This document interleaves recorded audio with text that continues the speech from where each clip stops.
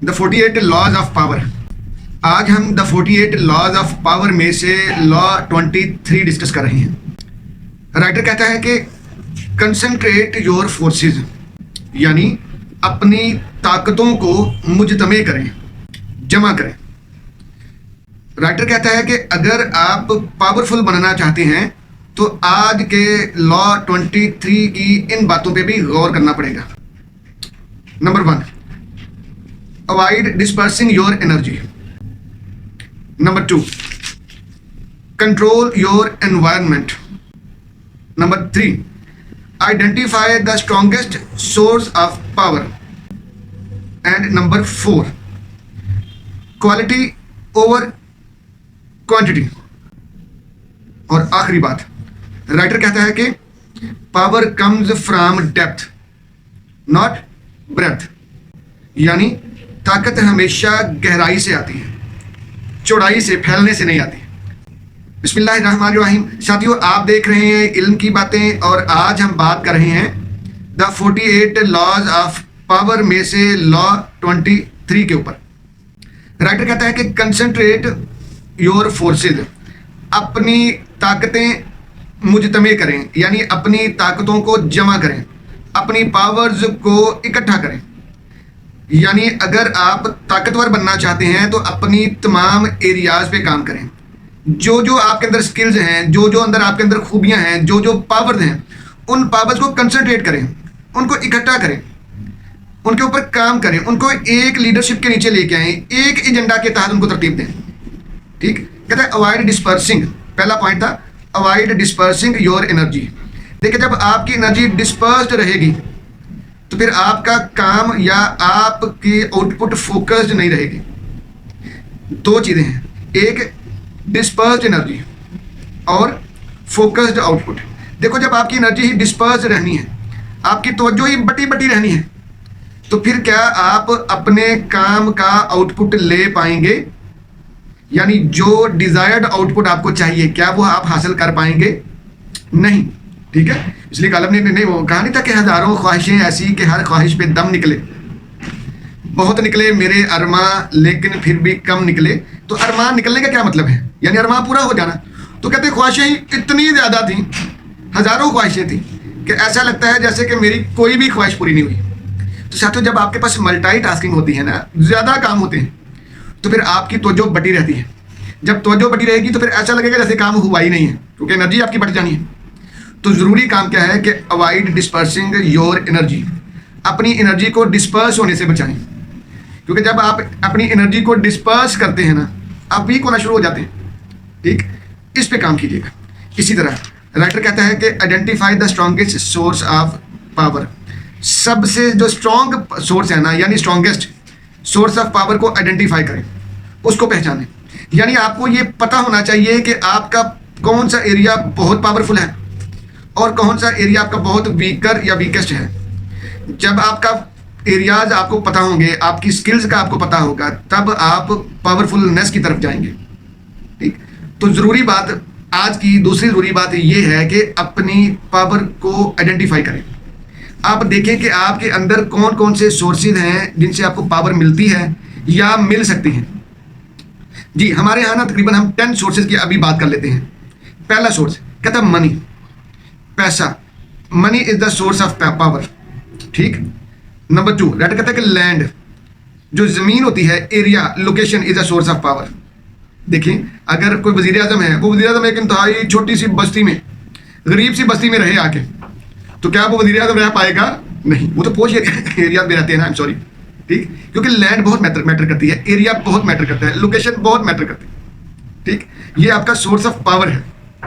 इसी तरह number 3, technology. आज के दौर में हम समझते हैं कि शायद टेक्नोलॉजी सबसे ज़रूरी है। मैं कल अपने किसी स्टूडेंट से बात कर रहा था ना, तो मैंने कहा यार, आज के दौर में ना हिजरत करना या आज के दौर में मुल्क छोड़ के जाना ना, ये समझ नहीं आती है। आज के दौर में इंटरनेट है, आप इधर बैठ के हिजरत कर सकते हो। ठीक है, आज के दौर में जो है ना, मुल्क से बाहर 50-60 लाख रुपया लगा के जाना ना, वो नहीं समझ आती। 50-60 लाख रुपया लगाना तो इधर ही लगा लो, क्योंकि सारे रिसोर्सेज आपको टेक्नोलॉजी ने अवेल कर दी हैं। ठीक, अगली बात, राइटर कहता है कि पोजीशन, आपकी पोजीशन, आपका होना, आपकी हैसियत, आपका मुकाम, ये डिफाइन करता है कि आप कितने पावरफुल हैं। भाई अगर आपकी पोजीशन सेंटर वाली है तो आप पावरफुल हैं, लेकिन अगर आपको कॉर्नर पे लगाया जाता है, आप कॉर्नर में है, तो आप पावरफुल नहीं है। आप किस जगह पे रहते हैं? अगर आप लाहौर में हैं, ठीक है, तो पाकिस्तान के दिल में रहते हैं, ठीक है, तो आप पावरफुल होंगे। तख्ते लाहौर वालों को देखो ना, क्यों भाई? जो बंदा अपनी पोजीशन को हैंडल कर सकता है, अपनी पोजीशन को बेहतरीन अंदाज में लोकेट करवा सकता है, वो बंदा कामयाब है, वो बंदा पावरफुल है। नंबर 5, राइटर कहता है कि, बल्कि हम कहते हैं कि independence is a source of power. और ये बहुत बड़ी बात है, यानी इंडिपेंडेंट रहना ये आपको पावरफुल बनाता है। यानी आप अगर आज ये चाहते हैं कि लाहौर में रहते हैं लेकिन आप इस्लामाबाद चले जाएं, तो आप इजिली हो आएंगे, ठीक। लेकिन अगर आप इस्लामाबाद पहुंचे हैं और आपका जी चाहता है कि यार मुझे आगे जो है ना कागान नारायण से होके आना चाहिए, काम पड़ गया वहाँ पे लाजमी जाना है, तो आप चले नहीं। यानी आप इंडिपेंडेंट हैं अपने फैसले करने में, आपको किसी की इजाज़त नहीं लेनी, किसी को अर्जी नहीं देनी, किसी से छुट्टी नहीं लेनी। मुझे याद है कि हमें एक मरतबा एम ही बैठे बैठे बगैर किसी खास प्लानिंग के, बड़ी पुरानी बात है, हमें कश्मीर जाना था, तो हमने गाड़ी निकाली, तो हमने कहा यार कश्मीर प्लानिंग बनाते रहते। तो मेरे पार्टनर थे, उन्होंने कहा इमरान मैंने सारी उम्र जॉब इसलिए नहीं की कि मुझे लोगों की इजाज़तें लेना पड़ेगी, तो यार हम आज़ाद हैं, अगर हमने कश्मीर जाना है तो चलो चलते हैं। हमने उधर से गाड़ी का स्टीयरिंग घुमाया, हम 4-5 दिन के लिए फुल रिलैक्स हो गया है ना। क्यों भाई? ये इंडिपेंडेंस थी। अगर इंडिपेंडेंस ना होती तो हम फंसे रहते, हम अपनी इतना अच्छा वक्त जिंदगी का गुजार ही ना पाते, ठीक। तो इंडिपेंडेंस कहता है is a source of power. इसी तरह कहता है जी control over information is a source of power, यानी इंफॉर्मेशन को कंट्रोल में रखना ये पावरफुल शय है। और monopoly is a source of power. हाँ, जो लोग मोनोपोलिस्टिक होते हैं वो पावरफुल होते हैं, जिनकी इजारादारी होती है वो पावरफुल होते हैं। आजकल का रोला देखिए आईपीपी का, है ना, वो रोला डाल रहे हैं कि जी आईपीपी को करो कैंसिल, ठीक है, ठीक है। आफ्ताब इकबाल साहब ने बड़ा कमाल जुमला दिया ना, आईपीपी को करो cancel, black pencil, I just love that, ठीक है। तो ये ना देखें, ये है कि मोनोपोली है ना उनकी, तो वो पैसा कमा रहे हैं मजे से, चाहे वो काम दे रहे हैं या नहीं दे रहे हैं, पैसा जरूर कमा रहे हैं, तो मोनोपोली है उनकी। तो monopoly is a source of power. इसी तरह fear is a source of power. जब आप लोगों को, दूसरों को फियर में रखते हैं तो आप पावरफुल रहते हैं, ठीक। इसी तरह लॉयल्टी एक आपकी सोर्स होती है पावरफुल की। जब लोग आपके साथ वफादार होते हैं तो आप पावरफुल होते हैं। तो लॉयल्टी को पावरफुल बनाएं, सोर्स ऑफ पावर बनाएं। एबिलिटी टू चेंज ये एक सोर्स ऑफ पावर है। हमारे यहाँ लोग चेंज ही नहीं होते हैं, अडेप्ट ही नहीं करते हैं, अडेप्टेबिलिटी उनमें नहीं होती है, फ्लेक्सिबिलिटी नहीं होती है, तो ये आ गया। इसी तरह राइटर आगे कहता है कि quickly adapt quickly the source of change. लेकिन 10 पॉइंट हमारे पास हो गए, ठीक। अगर राइटर कहता है कि अगर आप कामयाब होना चाहते हैं और पावरफुल होना चाहते हैं तो फिर identify the strongest source of power.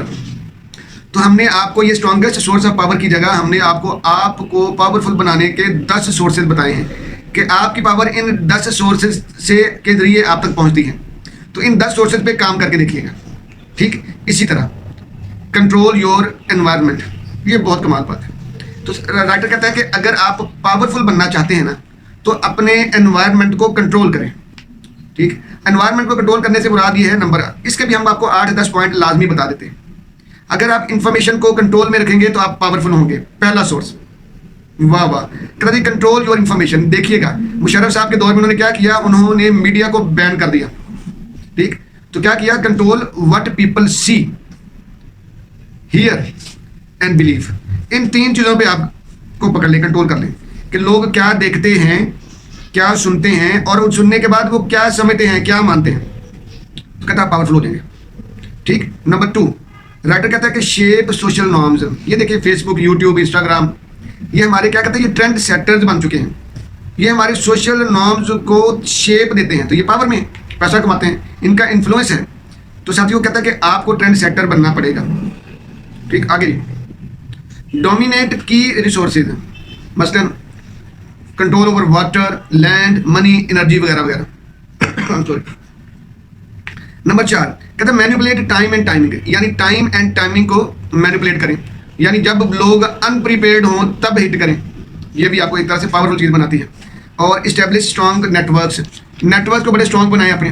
अगर आप चाहते हैं कि आप अपने माहौल को कंट्रोल करें तो फिर आप अपने माहौल को कंट्रोल करने के नेटवर्क बनाएं, ठीक। आगे जी क्रिएट साइकोलॉजिकल इन्फ्लुएंस को क्रिएट करें, ठीक है। कहते मतलब use fear, hope, incentives to guide action, यानी ये जो चीज़ें हैं इनको कहता है कि आप यूज करें, क्रिएट साइकोलॉजिकल इन्फ्लुएंसेस।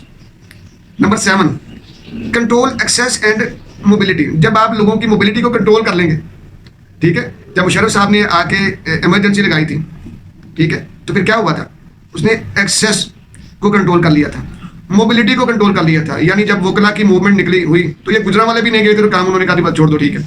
क्या हुआ बना, मुशर्रफ साहब ने एक्सेस को कंट्रोल करना चाहा, मोबिलिटी को कंट्रोल करना चाहा। तो जो लोग ताकतवर होते हैं वो मोबिलिटी को कंट्रोल करते हैं। Number 8, set rules and system.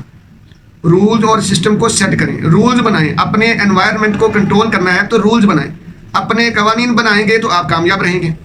जब रूल्स आपके होंगे, जब कवानीन आपके होंगे तो आपके लिए उनको एक्सरसाइज करवाना आसान होगा, क्योंकि आपने रूल्स अपने मिजाज, अपने माहौल को कंट्रोल करने के लिए बनाए हैं जी।